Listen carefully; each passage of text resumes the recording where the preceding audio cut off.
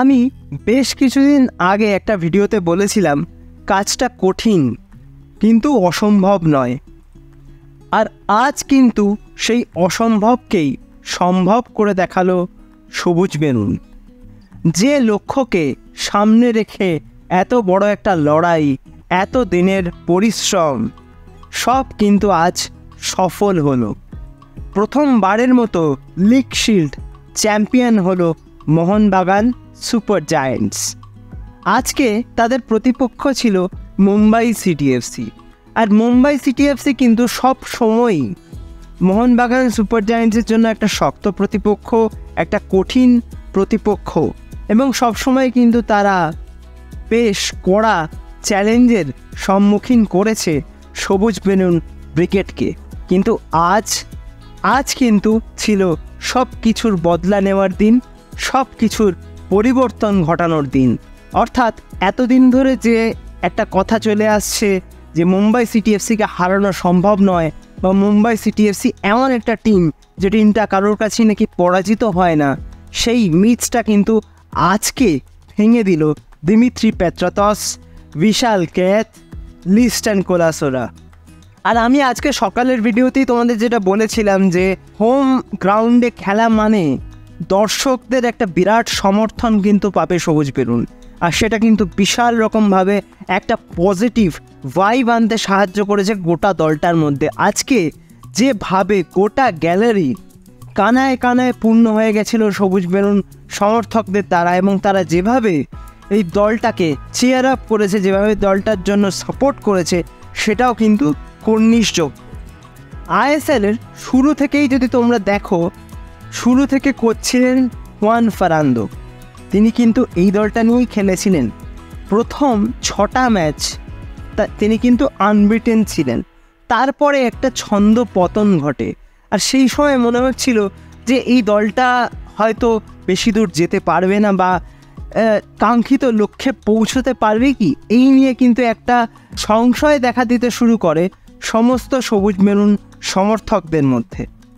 এবং Armando সাদিকো, Jason Cummings যে প্রত্যাশা নিয়ে ভারতবর্ষের মাটিতে খেলতে এসেছিল, সেই প্রত্যাশা পূরণেও কিন্তু তারা প্রথম দিকে খানিকটা ব্যর্থ হন। এই রকম নানা টালবাহানার মধ্যে যখন দলটা যেতে শুরু করে, ঠিক সেই সময় কিন্তু এই দলটারই দায়িত্ব নিয়েছিলেন কোচ অ্যান্তোনিও লোপেজ হাবাস। আমি মনে করি এই মানুষটা সম্পর্কে কথা বলতে গেলে এই নামটাই হয়তো যথেষ্ট। ইনি শুধু একজন কোচ নন, একটা ভরসার নাম। যখন থেকে তিনি এই দলটার কোচিংয়ের দায়িত্ব নিয়েছেন, তখন থেকেই কিন্তু একটা পরিবর্তিত দল আমাদের সবার চোখের সামনে আসতে শুরু করে। অর্থাৎ প্রথম দিকে যে দলের মধ্যে একটা বন্ডিংয়ের অভাব, প্রত্যেকটা প্লেয়ারের সঙ্গে প্রত্যেকটা প্লেয়ারের যে কানেকশান, সেটার অভাব দেখা যাচ্ছিল, হঠাৎ করে এই দলটা যেন একটা সুখী পরিবারে রূপান্তরিত হয়। সবাই সবাইকে ব্যাক করছিল, সবাই সবার জন্য খেলছিল, গোটা দলটা কিন্তু একটা পরিবারের মতো খেলছিল, যার ফল আজকে আমরা দেখলাম।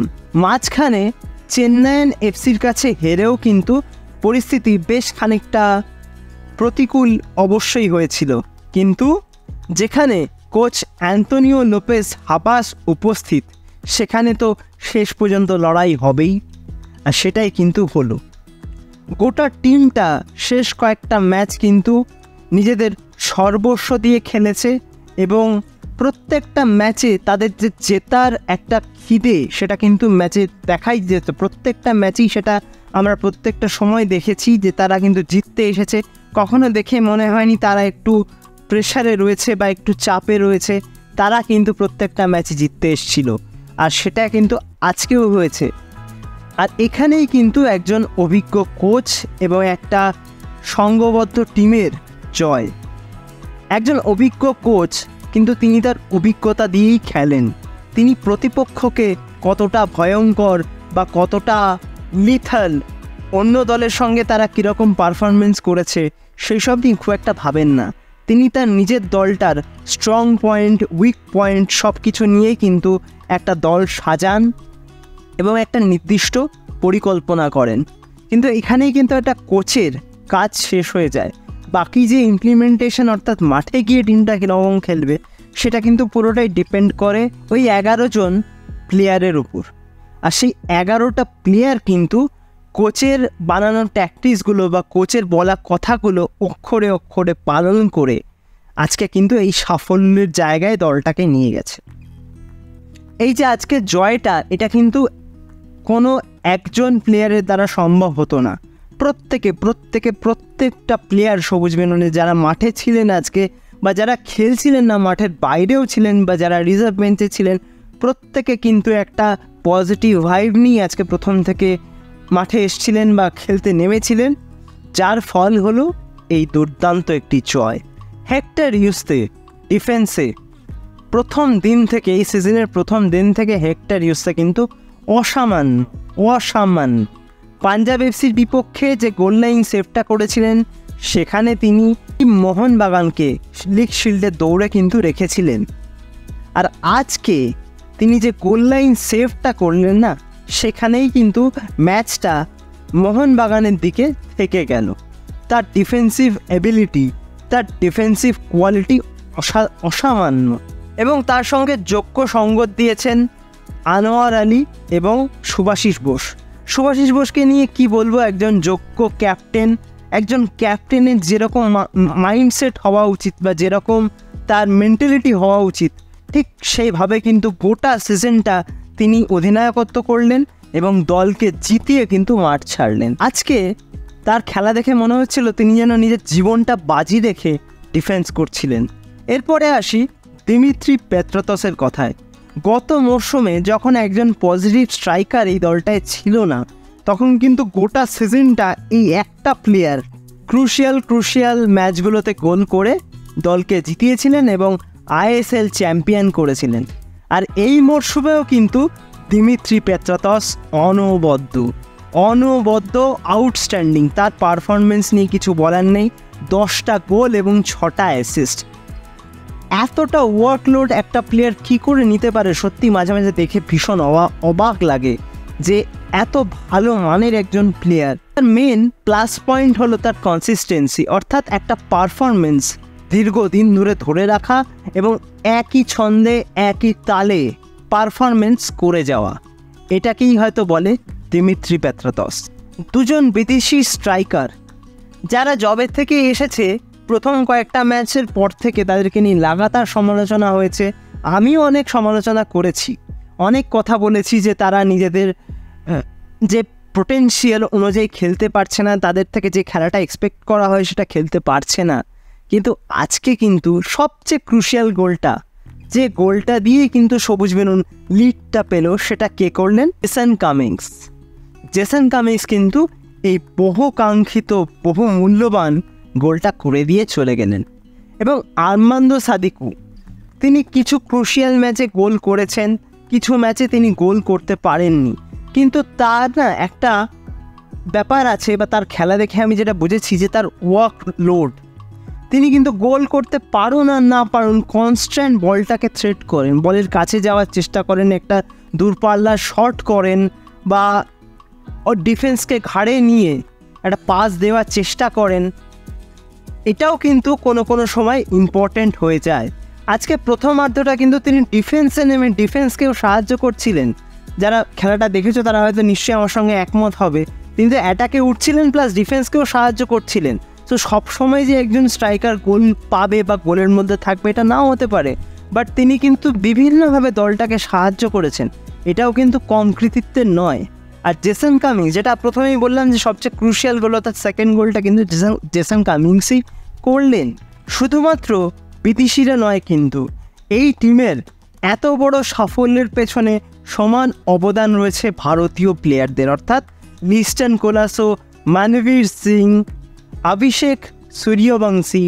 কার কথা ছেড়ে কার কথা বলব, প্রত্যেকেই কিন্তু সমানভাবে এই সাফল্যের পেছনে অবদান রেখেছেন। সাফল্য নিয়ে ভবিষ্যতে যখন আলোচনা হবে, তখন হয়তো এই প্রত্যেকজন প্লেয়ারের নাম সবার মনের স্মৃতির পাতা থেকে উঠে আসবে। আজকে লিস্টন কোলাসো প্রথমে একটা খুব সহজ সুযোগ পেয়ে গেছিলেন গোল করে দলকে এগিয়ে দেওয়ার, কিন্তু বলটা কিন্তু বার পোস্টে লেগে ফিরে আসে এবং সহজ সুযোগটা কিন্তু তিনি গোল করতে পারেননি। কিন্তু লিস্টন আজকে কিন্তু একবারের জন্যেও সেই ভুলটাকে আঁকড়ে পুরো ম্যাচটা খেলেননি। পর মুহূর্তে তিনি যখন চান্স পেয়েছেন তিনি একটা গোল করেছেন, আর আমার মনে হয় এই গোলটা কিন্তু one of the best goal in ISL. গোলটার ভ্যালুয়েশনের দিক থেকেও, গোলটার কনভার্সনের দিক থেকেও, দুটো দিক থেকেই কিন্তু এই গোলটা সবসময় থেকে যাবে সমস্ত মোহনবাগান সমর্থকদের মনে। এবং সবচেয়ে ইম্পর্ট্যান্ট, আজকে কিন্তু তারা একদম নো ননসেন্স ফুটবল খেলেছে। অর্থাৎ ডিফেন্ডাররা যখন বল পেয়েছে, যখন একটু কঠিন সময় এসছে বা কঠিন সিচুয়েশান তৈরি হয়েছে, সেই সময় কিন্তু ডিফেন্স থেকে বল একদম উড়িয়ে দিয়েছে যাতে কোনো রকম বিপদ তৈরি না হয়। বা যখন একটু সমস্যা তৈরি হয়েছে তখন কিন্তু একজনকে খুব ভালোভাবে শিল্ড করছিল আরও একজন সবুজ বুনুন প্লেয়ার, যার ফলে কিন্তু পেরেরা ডিয়াজ বা ছাংতে প্রথমার্ধে দুই একটা সুযোগ ছাড়া সেভাবে সুযোগ তৈরি করতে পারেনি।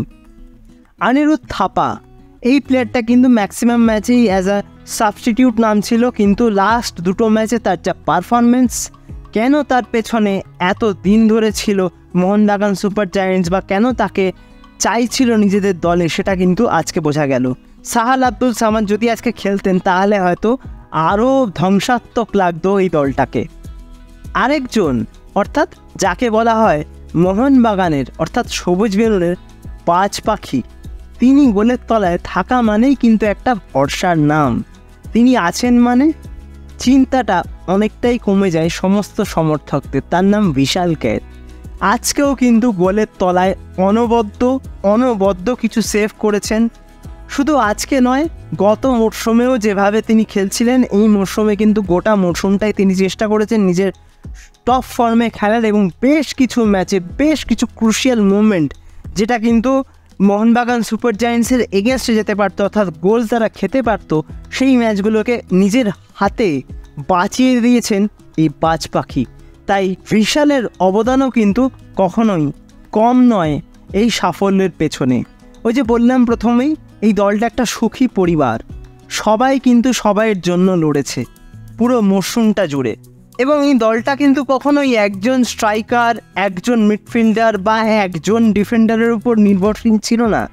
প্রত্যেকেই কিন্তু নিজেদের প্রত্যেক দিন আপগ্রেড করেছেন, প্রত্যেকটা ম্যাচে কেউ না কেউ পারফরমেন্স করেছেন, যার ফলস্বরূপ এই বৃহত্তর সাফল্য। আর কোচ অ্যান্তোনিও লোপেজ হাবাস, তার কথা নতুন করে কী বা বলবো। একজন কোচ, তিনি অসুস্থ ছিলেন, অসুস্থ থেকেও কিন্তু দলের পাশে তিনি সবসময় ছিলেন। তার মূল্যবান উপদেশ কিন্তু তিনি সবসময় দলকে দিয়েছেন।